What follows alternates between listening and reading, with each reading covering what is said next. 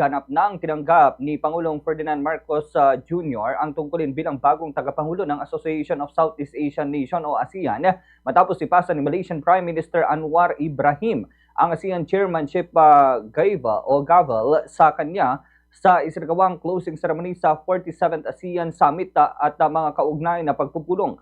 Ang seremonya ay ginanap sa Bangkok, Thailand, kung saan nagtipon ang mga lidera ng ASEAN upang talakayin ang mga mahalagang isyu sa rehiyon kabilang ang seguridad, ekonomiya at kooperasyon sa panrehiyon.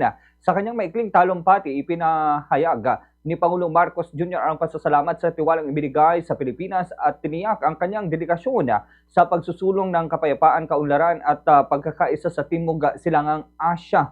Ang chairmanship ng ASEAN ay isang taunang tungkulin na ginagampanan ng isang bansang kasapi na may layuning pamunuan ang mga pagpupulong, itaguyod ang mga advokasya ng organisasyon at palakasin ang ugnayan ng mga miyembro ng mga bansa. Ang Pilipinas ay huling humawak ng ASEAN Chairmanship noong 2017 kung saan naging sentro ng mga talakayan ang inclusive growth, maritime security at regional connectivity.